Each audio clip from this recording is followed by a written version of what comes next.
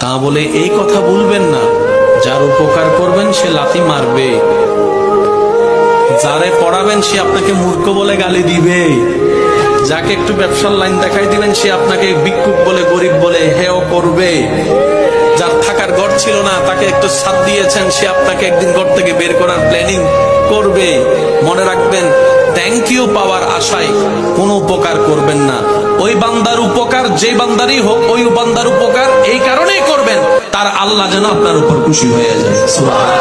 তাহলে দুনিয়া তো ইজ্জত আপনার, নিয়ামত আপনার, আখিরাত তো নিয়ামত আপনার। সবর করবেন, সহ্য করবেন, রবের রহমতের অপেক্ষার দিকে তাকাই থাকবেন। নিয়ামত আপনার আসবে, জয় আপনার হবে। ওয়াতু ইজ্জু মান তাশা ওয়াতু জিল্লু মান তাশা ওয়ালিল্লাহিল ইজ্জতু ওয়ালি রাসূলিহি ওয়ালিল মুমিনিন। রব্বুল আলামিন আমাদের সবাইকে নেককার বান্দা হয়ে দুনিয়া থেকে ঈমান ইজ্জত নিয়ে হাসি মুখে কালিমা পড়ে যাওয়ার তৌফিক দান করুন।